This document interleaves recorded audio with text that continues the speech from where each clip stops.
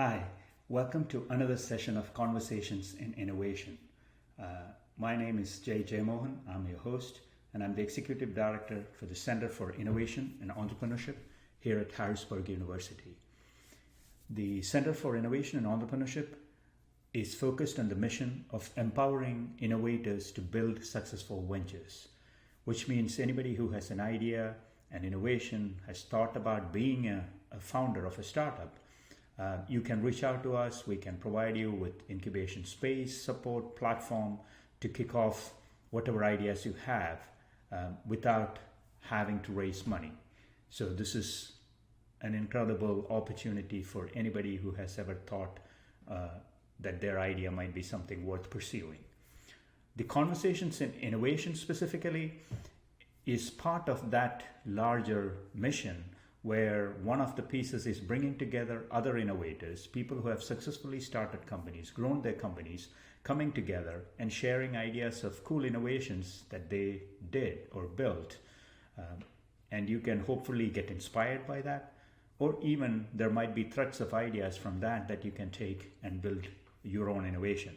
So that's the concept of this Conversations in Innovation, where we bring together incredible people from different industries and areas. And today, I'm very excited to welcome three people from the creative side, who are artists. This is, a rare opportunity for a STEM school to bring together people from that background. And so without further ado, let me welcome Yannick Archer, Makia Cox, and Fred Bumaye to this Conversations in Innovation, and so that we can hear about what are the innovations that's happening in the creative space and how are they dealing with this unique pandemic that is going on, and what do they see as the future of the creative space. Good afternoon and welcome to another edition of Conversations in Innovation. I'm J. Mohan. I'm the Director for the Center for Innovation and Entrepreneurship here in Harrisburg University. And our mission is to empower innovators to build successful ventures. And this session was started as part of that mission to connect the local innovators with a global network. And hopefully over time, we build a thriving ecosystem that creates successful ventures from the underrepresented community of our region. So thank you all for joining. Each of these audience members in a way is supporting this mission. And today we have a really cool cast and crew in our panel. Artists, we usually, all of the entrepreneurs, we all think of ourselves as artists, but today, our panel is really in the true sense of the artist. And so without delay, let's get to meet our panel. So let me start with Yannick Archer, who is a dear friend who I have known for almost 10 years. We first met when Yannick had a really cool idea for a startup, which I still believe is valid, and then at some point, I think he should do it. He has since gone on to do great things in his career and is now with NBC Universal and is working out of 30 Rock at New York. Fred Bumaye is an award-winning independent creative director who has brought his unique brand of storytelling to a variety of networks, including BET, Bravo, the CW, Fuse, HBO, NBC Universal. And so I'm really excited to have somebody like him on our panel to talk about innovation, especially in these times, to hear, how are they dealing with this pandemic and how does the creative folks work in these times. And finally, Makia Cox, the beautiful and talented actress and dancer who is currently starring as Detective Nyla Harper in the ABC police drama. I think most of the folks in the audience and otherwise have probably seen her in somewhere in one of the shows. She's also known for her recurring role as Sasha in the CW drama 90210, and her role as a dancer in the Michael Jackson concert series and the related film This Is It.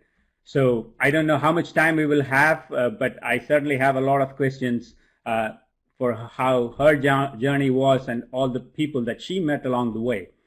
So with that, let's start with Makia Cox. So tell me, about your journey and as an actress and how you got to your current position. Hi guys, can you hear me? Yeah? Great. So, I have been performing basically all of my life. I started dancing at a very young age. I was born in the Virgin Islands, so I danced in the Virgin Islands, and I moved to, my parents didn't want to move me out here to LA or to New York right away. They still wanted me to have sort of a normal life growing up.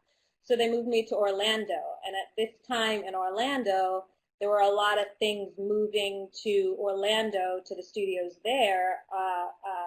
Like Disney was already there, and Nickelodeon shows were coming there. So I got to have like a normal life, but then I also got to be on set and be around people. My brother actually was on a show called 15, which Ryan Reynolds rarely talked about, but that was one of the first shows that he did. And then I went to school. I went to Dr. Phillips High School, which was actually right across the street from Universal Studios. So while in school, we could sometimes hear people on the roller coasters right next door to us. And I then went to Florida State for musical theater. I went on tour for a couple years with some musical theater shows with Fame and then Smokey Joe's Cafe. And I sort of by accident ended up out here in Los Angeles. I really always thought I would be going to New York because I have this background in musical theater. I sing and I dance. But I sort of fell into an agency out here. She asked me, she was actually an old friend, her and my mother were friends, and so she asked if I would come out here, and she was like, you can stay with me for a week or so, and you can just stay on my couch. A week turned into 2 weeks, which then turned into months, which then turned into now I live here, and I've been here for 15 years. So I always say you go where the work takes you, and for some reason it was just bringing me out here. And every time I kept telling myself, I want to go back. I want to really get to New York. And the more convicted I was in that feeling, the bigger the thing was that kept me here. So yeah, I just have realized that this is where home is for me, which was weird for me to say for a while. For a while, I didn't want to call it home, but it's definitely home now. So we need to know more about what you're doing these days and some of the current projects. So we'll come back to that. So Fred, tell us a little bit about I've met a couple of actors and actresses in LA. I had a chance to meet with Will Smith once, but I think this is the first time I'm meeting a director. So I'm very excited about that part. And so Fred, tell us a little bit about Well, thank you for having me. I basically got my start. I worked my way up. I went to school. I went to Howard in DC, and at the time I went to school. There was a bunch of talented people who were there at the time. Like Bradford Young was one of my classmates. He's this big time cinematographer now. Chadwick Boseman was there at the time. So it was kind of like this emerging crop of creatives who kind of all have since gone on to do, big things. But when I first got out of school, I paid my dues. I started out as an intern. I had interned at a production company up here. I don't think they're around anymore. It's called Drop Squad. They did a lot of work with Spike and 40 Acres, and that was kind of like my way in. And then I went on to PA for years. I did, music videos like in New York, and it was kind of brutal. You kind of work music videos. Kind of know it's like it'd be like 26-hour days. And not exactly the safest of working conditions. So I kind of came up through a non-normative work environment. So I did that for a while. Then I actually started composing. I did jingles for TV promos and commercials for a few years. And then kind of segued into editing because I saw the editor would place, I guess they call it scratch music, but a lot of times the editor could place a scratch music in, and then that's what the producers would choose for the spot. So I was like, oh, if I'm the editor, I can get my music into the spot and, get placements that way. So I started editing for a while.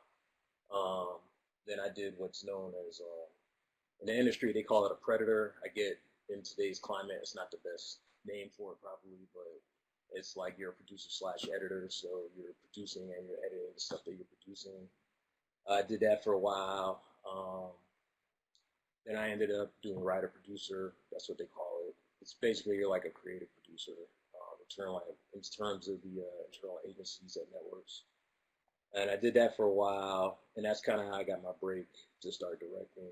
I would just nag the creative directors to give me a shot to direct some of the stuff that I wrote. Because normally you would write stuff, and then they would bring in kind of bigger name directors to direct it. So I just, one of the creative directors finally gave me a shot on like this kind of low level kind of campaign, and it went on to win. In the promo industry, they have what's called a Promax Award, which is supposed to be like I guess what Clios are for commercials.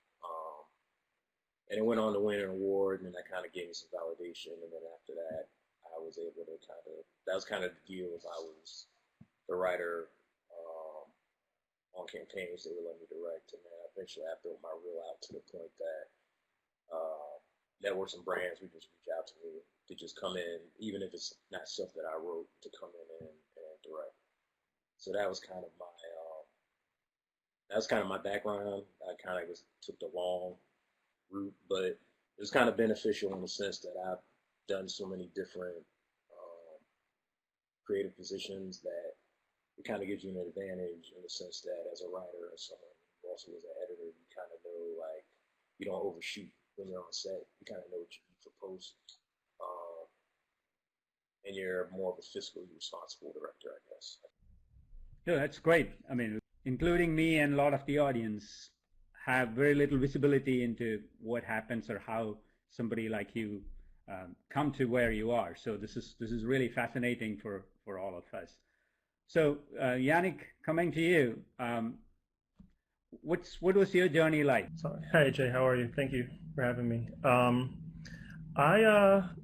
I started in television. I've been working in television for my entire career. My first job I got was at TV Land, which is a Viacom company, and I worked there for about a year. And from there, I went and started working at VH1, and I was a writer producer there. And basically, just you make promos, you work on marketing campaigns for shows. So we don't make the shows, but we market them. And at the time when I was there, they had a lot of reality TV, unscripted television shows, like so-called Flavor of Love, which is one of the earlier shows where people live in a house together and sort of like craziness ensues. So a lot of stuff like that. And then I left there and went to a channel called Fuse, which is a music television channel, which was focused primarily on like music videos, music performances. And then went to TBS, where I launched a show, a late night show for George Lopez called Lopez Tonight.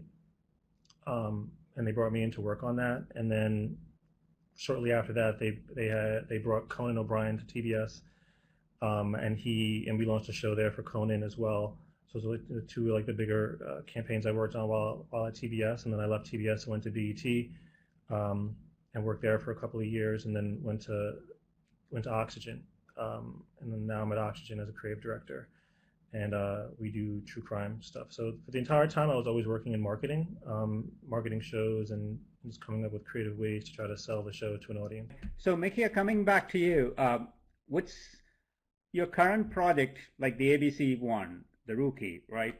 How does the project come to you? Because you mentioned about working with a talent agent and things like that. So does an actress usually read scripts, or does this come through somebody else, or how does all this work? And what's the current project you're working on, and what's some of your future projects? So the current project I'm working on is called The Rookie. It's on ABC. We are going into our third season. I came in season 2, and the audition, we audition, and so it occasionally we'll get will get straight bookings, but most of the time you have to audition. I have an agent and a manager. Both of them get me auditions, but it usually comes from the agent. And so my manager actually called me on a Friday, and he told me that there was this audition. I had a feeling something was happening because they kept asking me for my demo reel, and so they basically were trying to get me in for this audition, but they didn't want me. They did a really good job in terms of making this deal. I've worked with ABC before. I've been a series regular on their shows before, and so they personally felt like I shouldn't even have to audition. But they were making sure that they saw at least a few people read with Nathan Fillion, who is I'm his training officer, and they wanted to make sure that there was chemistry there, because chemistry is a strange thing. And when I say chemistry, there's chemistry dealing with people who like each other or love each other. Then there's just regular chemistry dealing with people who might be friends or whatever. And sometimes people have great chemistry off screen, but it doesn't transfer to screen, or vice versa. So they do want to just make sure that you have that. So they asked that I come in to do a chemistry read with Nathan that Monday. So I got the audition on Friday. I practiced over the weekend. I went in and I did the chemistry read with Nathan on Monday, which is a whole, sort of a test. They have, it's in one room. They have, some lighting in there, and there's about 5 or 6 people in there. You do the scene once or twice. They'll give you notes, and then you do it again and make sure you use those notes. As a director, do you get to pick cast members, or is that like somebody else has already decided and you are shooting with them, whether it's commercial or on TV, or do you have a say in this?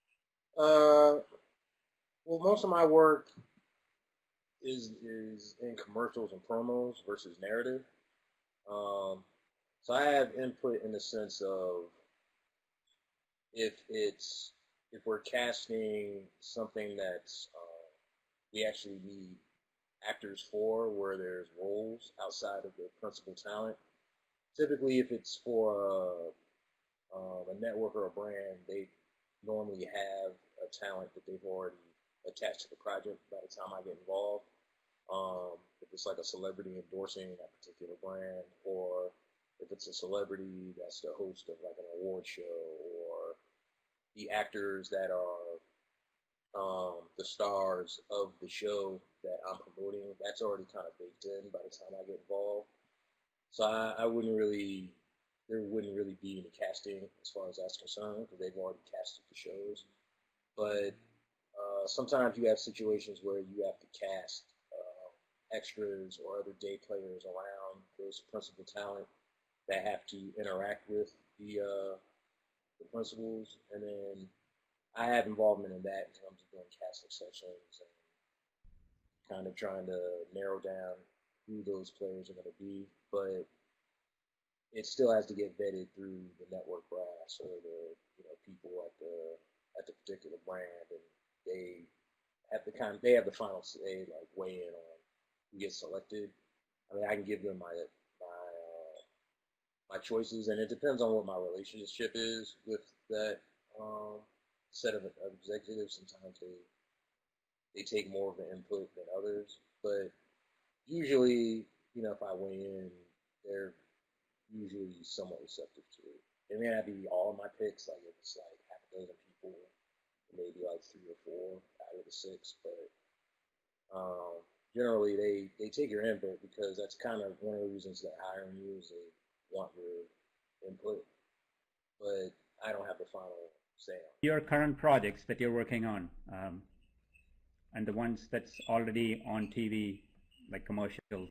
Well, I haven't shot anything recently since COVID. I had a bunch of stuff lined up, and then it kind of all went away. And one of my things is right now I live in New York, but I'd say probably 90% of my jobs are in LA. So before COVID, I could move differently. Like I could get a call about a job and jump on a flight and fly out to LA and then do the tech scout and the casting and shoot the thing in a week, and it wasn't an issue. But now the amount of safety protocols that are in place, it's not really something that's going to be possible. So I'm actually planning to relocate next year. Um, I have some things that within the last few weeks, I started getting calls about jobs. So I'm up for some commercials, but I don't know, because that's a whole like bidding process. Like sales reps send your reel out, agencies look at it, they decide whether or not they want to have you participate in the bidding process. Then you have to do a treatment. You have to do a kickoff call. They walk you through the boards.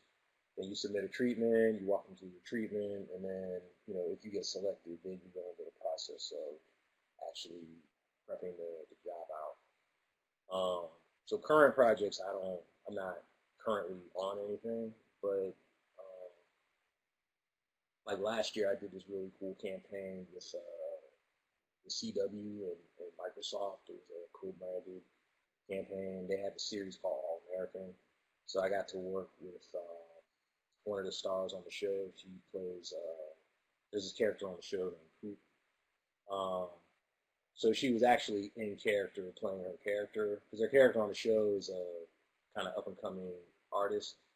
So we shot a music video for her character. And the show takes place in Crenshaw, so we went to Crenshaw. It was like a couple blocks from Nipsey Hussle, like where he grew up and everything. So it was kind of cool to be able to shoot a project in Crenshaw and kind of bring the resources of Microsoft to Crenshaw, because I did have a say in, picking locations and picking, like we shot part of it in a church there. So, we're out the church, so the church got a location fee. And even in terms of like, one of the things that I was kind of adamant about was when you shoot, a lot of times when you shoot in disenfranchised communities, they don't necessarily, they kind of take that to the wayside, meaning if you're shooting in an affluent community, there's protocols in place. It's not like you just get a permit and that's it. You have to, like if you're shooting in, let's say there's 4 houses on a block and you're shooting in the one house, you still have to go to the other houses on the block and work out to deal with those neighbors because you're inconveniencing them. But the way that the production was moving was almost like, well, we have a permit and we have police detail, so we're good. And I'm like, no, we're not good. We need to go in the community. We need to talk to, the community board and work out how we're going to shoot here. And they worked out a deal where they're able to, get a lot of those guys on payroll as well. So that was a gratifying feeling. And it was just kind of cool having these, like, Microsoft execs from Seattle, like, in the middle of, like, the rural 60s out in Crenshaw. It was kind of a cool experience. So, Yannick, what are you working on these days? Because I know one of the ones, the Black Lives Matter, that you put together, that you directed that, right? But outside of that, for your for NBC and or Oxygen, what are some of the projects you're working? Yeah, so we did a piece for in light of all the events that took place with George Floyd. We made a spot for victims of justice and I mean for justice and for victims and for George Floyd. And so this spot was a spot that ran on our air. It's actually currently running on our air. And we, the ethos of Oxygen is really about like getting justice for victims. And I think that's something that we believe in and we stand on. And everything we do is all about getting justice for victims. So all of our shows are, it's about, people who either lost their life or lost someone who was close to them, and telling their story in a compassionate way, but also bringing awareness to their story, because a lot of the times these cases go unsolved, so they become cold cases, and people sort of forget about them over time, just like any sort of death, and so we pride ourselves on telling these stories honestly and compassionately, and without trying to embellish the truth or make. Sometimes you get these true crime stories about people who may have either disappeared or were tragically killed, and the story gets sensationalized to some degree, and it's just really about doing it with honor. So we were constantly telling these types of stories, and right now we're in the process of working with the show called Cold Justice, and the host of that show is called, her name is Kelly Siegler. She's a prosecutor.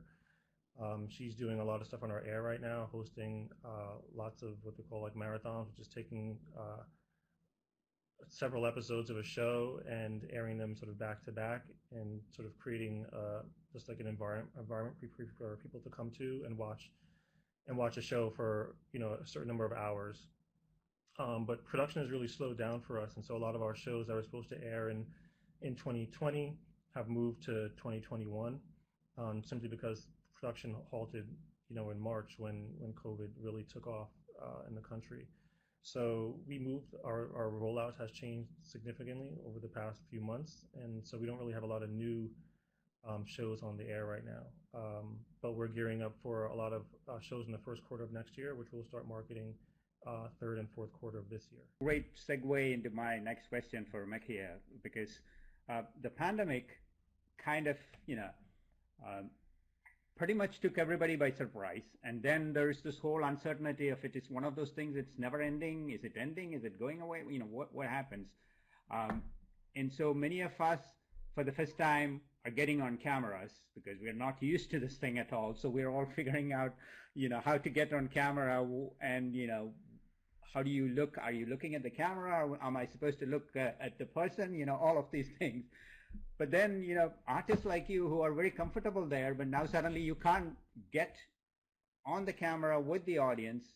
So how has this impacted? And are you seeing, the networks getting back to starting shooting, and or is there like different ways they are doing this? What are you seeing? It's funny that you're asking this right now, because yesterday we got a text from our showrunner saying that we've been pushed back yet again. So we were, if we would, okay, I'll start by saying we stopped shooting. We were done with shooting maybe like 2 or 3 days before the lockdown really happened. So we were lucky. We wouldn't have been working during this time anyways. However, we would have come back sometime in July. That got pushed back to August. Then that got pushed back a couple weeks, still in August, but just got pushed back a couple weeks. We just got a text yesterday saying that it will now not be until September. And that's questionable. We still don't really know if that's like for sure. So it's weird. It's strange because everything is so up in the air right now. We just don't know what's going to happen. If we do come back there, it's interesting because the writer's room has started, but they have to think of ways to keep us safe, basically. So they have to write in scenes that are more outdoors, and we have our roll call scene where there's the 7 series regulars, and then there's like 30 or 40 extras that are all in an enclosed space. We are supposed to have that, every episode kind of, but they're going to have to figure out ways around that. So it's interesting. We'll see how it all goes. There's also the fact that we're going to have to get tested probably every week. Not sure what test or which test, but there's that. There's talk about having, hand washing stations just placed in areas around the set. So it'll definitely be different once we get back, but there's still so much up in the air. There's still so much that none of us really know. So how do you stay engaged, or what is it like for an actor when you're not shooting, but you can't even get it? It's been interesting. I've done a few of these panels. I honestly am using this time I have a a 1-year-old, a 1.5-year-old who just came back, so you might hear her possibly.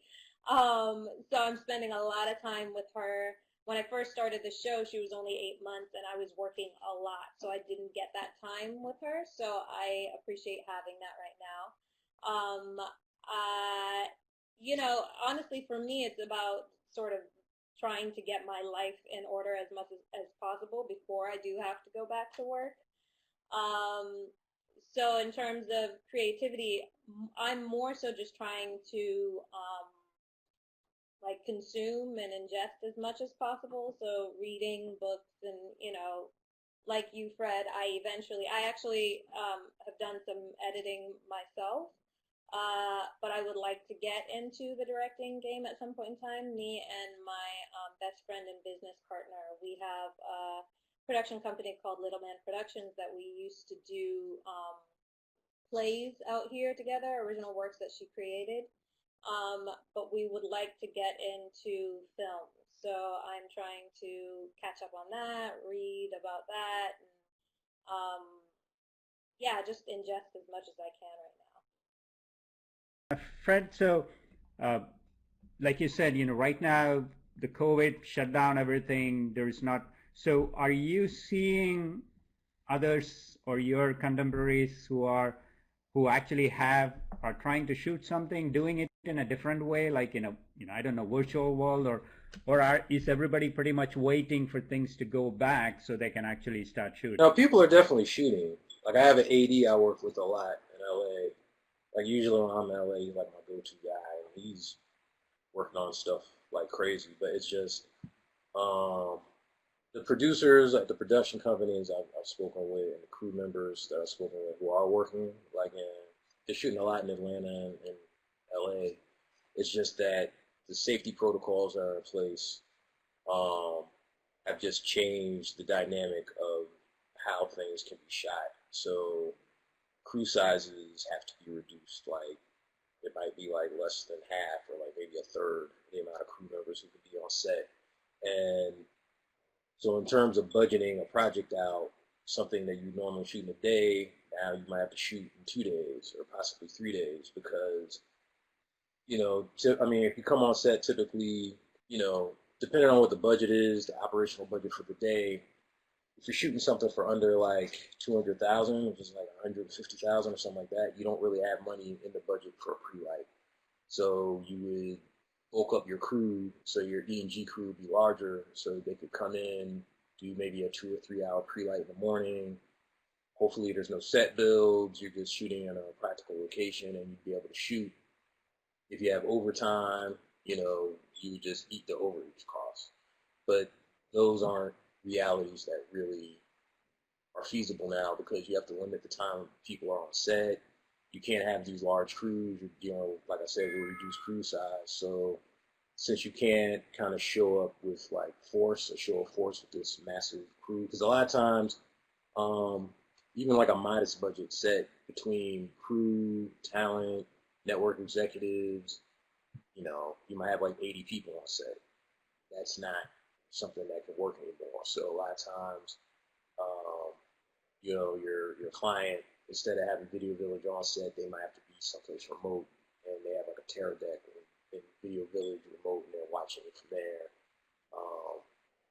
Crew has to wear masks, so you have to give them mask breaks. So they can only be on set for a certain amount of time, where they have to give them a 15-20 minute break to take their mask off and get some fresh air, drink water, things of that nature. Even like craft service, really, if you've ever been on a set is just like a petri dish breeding ground for like COVID. Like, it's probably one of the worst. Everything's like open, like it's like a buffet style kind of catering thing. Like, but I guess now everything's like pre-packaged meals that they kind of individually give out to the crew members and the cast. So just the dynamics of how things can be shot have had to change, and I'm sure the insurance, even insuring a COVID shoot, those costs have gone up. So everything is just becoming kind of smaller. Crews are going to have to become lighter and more nimble. And to Makia's point about even like the writer's room, like even in terms of like commercials and promos, they're gonna have to come up with ways to write things that work within this new world that we're in. There's certain things you just can't really get away with shooting anymore, especially on reduced budgets and timelines. So things, even in terms of your rollout, like a lot of times, if you're promoting a show, there's just like 10-week rule. A lot of times they want to start promoting a show at least minimum of 10 weeks out. That's like the bare minimum. You really should be promoting further out than that, but that's kind of like bare minimum, worst case scenario. But that also informs you being able, when are you actually going to do this shoot? How many days do you have to shoot, the project? Like, if you're, a lot of these networks, the marketing teams are based in New York, but most of the talent is in LA or Atlanta. So now, are you traveling your execs to the shoot, or are they going to have to stay where they are and kind of watch things remotely because they can't be on set because it's just not practical? So all these considerations are kind of things that have to come into play. And even the types of, things that you can shoot, like, I don't know if there's going to be a lot of, scenes with people in close proximity or being intimate or kissing or a lot of fight kind of scenes. I just don't know how those things are necessarily going to work in this new world. I mean, there's a lot of creative people out there. I'm sure they'll come up with ways to still make things entertaining and make people want to buy products, but things are going to have to adapt to the new normal that we're in. Interesting point. So, Yannick, so what are you seeing from the network perspective? Is there innovations, new ways you're thinking of shooting? Is there technologies that you're seeing that's coming out? Like in our world, the Zoom has become like the big thing, right? Everybody is now on Zoom, and that's the only way we are doing business. We are on calls. We use Google Docs to collaborate on documents. So we're trying to figure out all these things, and Zoom just, nobody had heard of it, became this big company suddenly. So in the entertainment media world, what is there like equivalents of this that you are seeing? Yeah, I think there have been a lot of changes. Really simple things like in the office, like meetings. There are no opportunities for impromptu meetings anymore. You can't just walk down the hall from one conference room to the next or one office to the next and see somebody and have a conversation about something. Everything has to happen either through email, a chat, or through a Zoom or a Microsoft Teams call. So there are a lot more meetings now, just to try to sort of get business done. But there's also been a lot of changes with the way we shoot things, and we've done some shoots recently since we've had this COVID lockdown with some of our talent, and recently we shot with this guy named Dr. Terry Dubrow, who was on the show called Botched, and he's also, I think his wife was also on Real Housewives of Orange County, and he's doing a show for us, and we would normally go to LA and shoot with him, but we couldn't do that. So there are a lot of production companies who have these remote capabilities. They will either send essentially an entire camera rig in a box that you just open up and talent can set up themselves, or they'll send somebody to a location, to a stage or to their house, and they'll send in one or two people to set up cameras and set up lights in complete PPE gear, and we'll do a shoot. And so we'll be here, we'll all be working remotely from home, but we'll zoom into the shoot and be able to see the monitor and speak to the talent on set remotely. So that's been new for us and a new way of working that we've had to adapt to. And it's been fine, but the productions of the quality of it's gone down to some degree, simply because you just don't have the same capabilities that you would normally have with a full crew on set to light and to use those types of cameras. But it still looks good, but it's just a different way of interacting with people and not being able to communicate the same ways that you normally would. And I think that's something that maybe as we move forward, when you watch TV, you see a lot of, if you watch news and stuff like that, a lot of the contributors who would normally be in the studio on set talking with a host are now all sort of like in the situation that we're in now, where they're just using a computer camera from home. And I think as people's eyes sort of adapt to this new sort of look, I think a lot of companies might say, oh, you know what, we've been getting by shooting this way. We were saving money as opposed to flying everybody around the country to show up on set. This is maybe this can work for us in some instances. I mean, when you're doing making a television show or a movie, just that wouldn't work. But I think people are getting used to looking at footage in different ways, and seeing people talking on camera in different ways. And so I think what looks like poor quality now might seem like good quality a year. Somebody put this question that says, do you think YouTube is a viable way for new talent to get their work out? I mean, I would say yes. I feel like there are so many different ways that you can. What's really nice about where we are right now in the film industry is that we can do things ourselves now in a way that we couldn't before. Equipment doesn't cost as much as it used to. You can get a really nice camera that can shoot some really nice quality as long as you have a really good DP, someone who knows what they're doing. You can make some really nice work. And if YouTube is the only place you can put it up, why not? Insecure, Issa Rae, she started on YouTube. You know what I mean? My thing is create to create, because I feel like whenever I am in a slump or I need something to do, I start to create and work begets work. So even though I'm working, maybe I'm not getting paid, maybe I'm paying myself, somehow work will come just because I'm in that mode of creating. I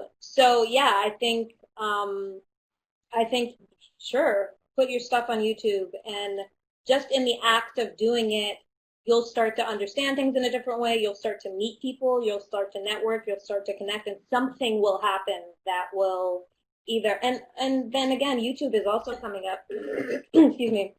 They're getting their own TV shows and all of that. So there are many different ways that you can get your work out there. And if YouTube is the one that you like, then go with that one. One quote that I saw that I thought was very interesting. It was Will Smith who said, "In my mind, I have always been an A-list Hollywood superstar. You all just didn't know yet." When you are... Will Smith said that? Yeah. This was long back, when he broke out. So this is a long time ago. Gotcha. I was like, I think we all think of him as A-list. Yeah, so this is in the early days.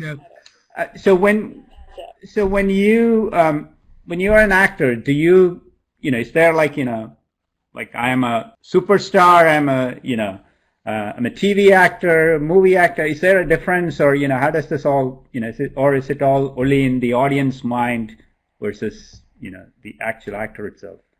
Totally. I am an actress. That's what I call myself. I am an actress. I act on TV and film. I am in no way a celebrity. I am in no way, you even said famous. I don't even think that. I just happen to be an actress who acts on a TV show.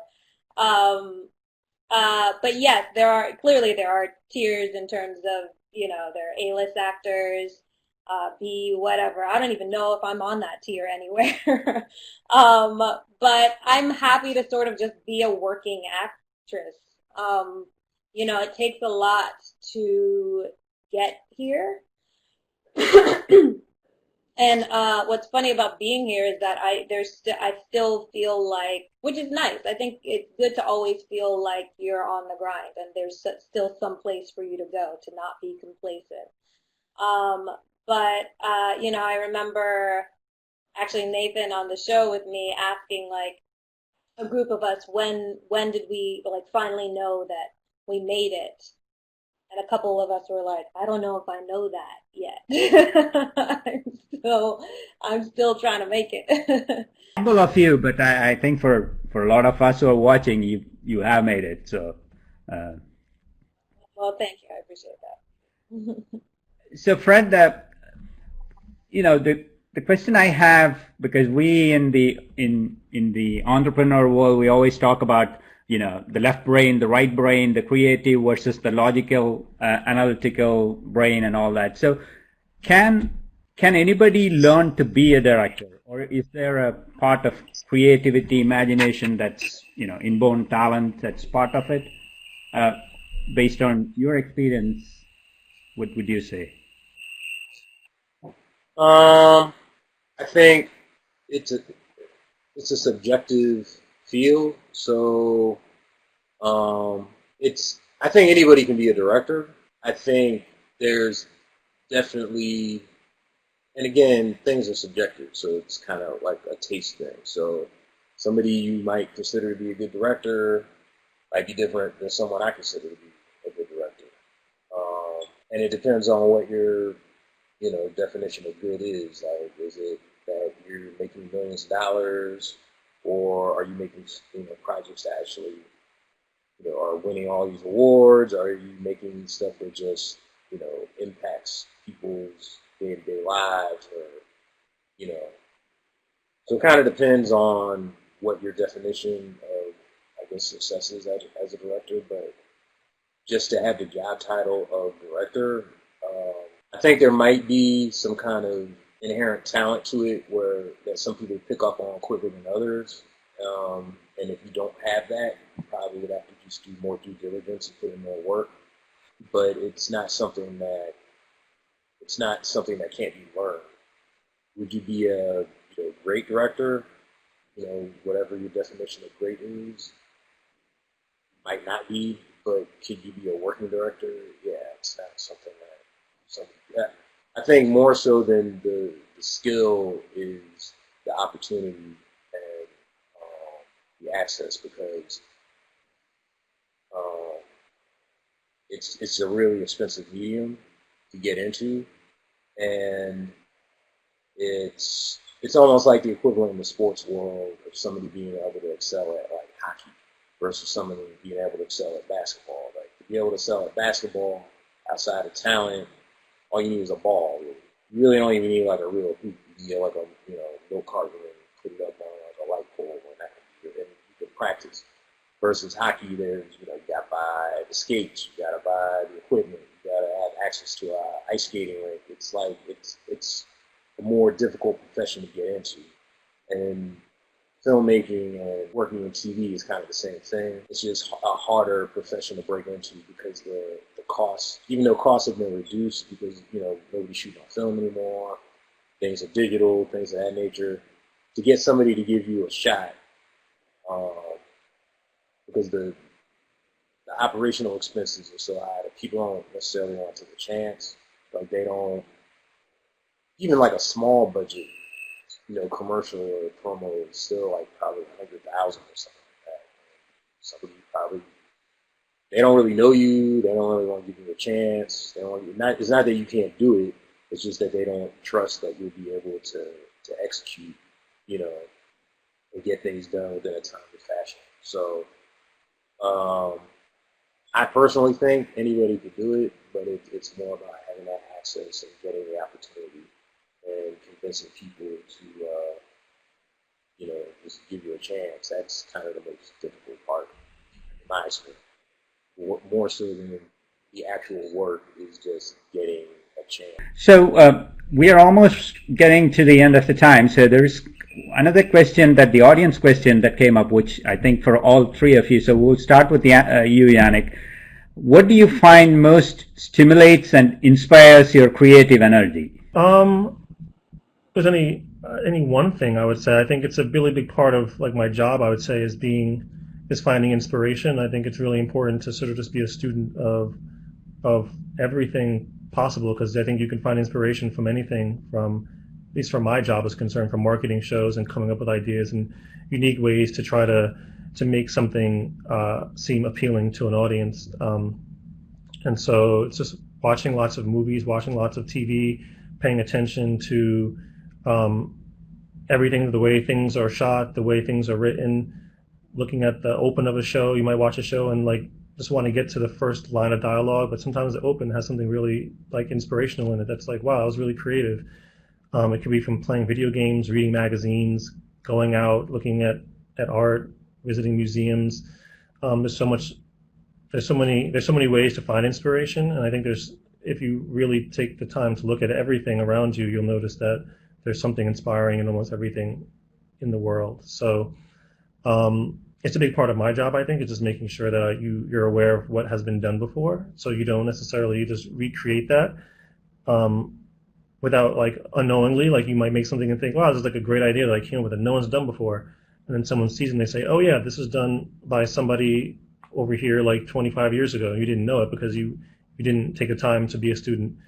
So it's good to look at things for inspiration, to try to help spark an idea, whether you want to steal an idea or just find something from that idea that you want to take and reimagine in some way, but also to know what's been done before, so you can try to come up with some original ideas that really haven't been done, or at least haven't been done necessarily the way that you're going to approach it, which is like a reimagined way of something that already exists. Startup guys coming and saying, I want to build the next Google. And then the question is, why? Google is already there, right? I mean, so shouldn't you be doing something different? So I guess the same question comes back to you, Makia, because what is it that keeps you stimulated, drive your creative energy day in, day out? I mean, honestly, everything Yannick just said. It's everything. I mean, I like I said, I'm trying to consume as much as I can right now because, like, for example, and I don't know if you guys do this whenever you're watching TV or a film or whatever, you sort of, I think I'm just constantly analyzing things. I will say, I know when either TV show or movie is really good when I don't do that. But if I'm looking at it and I'm saying, oh, I would have changed this, or maybe I would have done this like that. How would I have done that? You know what I mean? That's just something that I'm constantly doing all the time. And so sometimes inspiration comes just from, watching even a commercial or something. If someone says something and I go, oh, okay, well, how would I do that? And then I go off and I try and practice that or something. You know what I mean? I find inspiration from any and everything. I think as an artist, that's just kind of what you do. We're almost out of time, but one or two quick notes on the same question. What stimulates your creative energy? Yeah, it's just trying to find, you constantly want to try to be a student of the craft and find, even outside of, the visual arts or like TV and film, a lot of, there's been a lot of films that were inspired by paintings. I was watching a director's commentary with Ridley Scott. He was talking about Gladiator, and he was talking about how the whole thing was basically inspired by, he had this, I forgot where he said he got the painting, but it was this painting in his office of a gladiator in a Coliseum, and the way the light was kind of going through the rafters in the Coliseum and illuminating the face of the gladiator in the photo. And then the script ended up coming across the desk, but the impetus of the whole thing was the way that he shot the film. Because, like, a lot of times I think directing, the most important thing is tone. As a director, you're kind of setting the tone of the project. You can look at a situation like, the Batman series, like Christopher Nolan's take on it versus Zack Snyder versus Tim Burton. It's the same set of characters, but they're three completely different takes on those characters, and then creating these worlds and kind of put those characters into those worlds. Well, for him, to kind of creating that world started from that painting, and had he not seen that painting, Gladiator may have possibly been a different film, so it's looking outside of the typical, like Christopher Nolan wasn't even a film student in college, like an English major, but he read a lot of films. A lot of books, and those influenced his works. Like, I think the last Dark Knight film, the speech in the end with Commissioner Gordon was like, where they're burying Bruce Wayne or whatever. That whole excerpt is from, I think it was A Tale of Two Cities or something like that. His whole eulogy. So it's like those things inspire his works and his writings and his story art. So I think you definitely have to look outside of the medium that you work in and find inspiration in other platforms. But I get inspired by all kinds of stuff. Sometimes people send me things. Sometimes I find stuff on my own. sometimes, especially in New York, like you're always passing people on the street and somebody says something. It's like just certain stuff you just can't make up. Well, we are almost out of time, so thanks again to all three of you. This is great. My dream is that at some point maybe you guys will come visit Harrisburg University, and maybe we do a project around what we are doing here, where Makia would be the actress in that, Fred would direct it, and Yannick, you are the creative person that pulls all this together. So that would be a cool project for us to look forward to, and maybe we'll start talking about some of those kind of things. But I also really appreciate all of you joining this, because for our audience and for our students, who are working on really technology-focused areas, to hear from creative folks and have you think and your journey, this has been great, and thanks again. Since 2001, Harrisburg University has grown again and again. Just last week, the school held a groundbreaking ceremony for its new Health Science Education Center hotel and restaurant. The building will allow for an additional 1,000 students there. Another addition to Harrisburg University, the Center for Innovation and Entrepreneurship, or CIE. This will help students start and build companies. Executive Director Jay Mohan is here to tell me more about it. Can you give just a basic description, sir, of what the CIE is? Just elaborate a little for us. Yes, so the big goal is to get people who have new ideas, innovative ideas, to get them through to the execution and build out companies. So we hope that the next Facebook, the next Google will come from this region. That will be the great dream that I have. So that's kind of the basic idea. So we provide with guidance on strategy, marketing. We give them the infrastructure to build out the new companies. While it's focused on the students, we encourage local entrepreneurs to come in and take advantage of the facility. That's kind of how we're looking at it.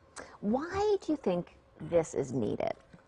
Yeah, so if you think about the economy today, people call it gig economy or automated economy. So things are moving rapidly and changing really fast. So that kind of makes people either terrified or excited. So we want people to be excited about the changes and prepare them how to face these new technologies, how to understand artificial intelligence, data analytics, machine learning, or robotics, and create opportunities from them. So if you look at most of the job descriptions these days, you will always see that they are looking for innovative and entrepreneurial people. So that's what we're trying to build here, and that's why I think it's the need of the day. Let's talk about some of the highlights. Once completed, there's going to be some really cool things going on there. Tell me about those. Yeah, so Harrisburg University already have like biotech labs. There's so many different features that we have already built. So the idea here is to connect the makerspace, the active learning labs, all of this together. And this becomes like the coordinating center, which will pull in resources and infrastructure from all across HU. So that's kind of how we look at it.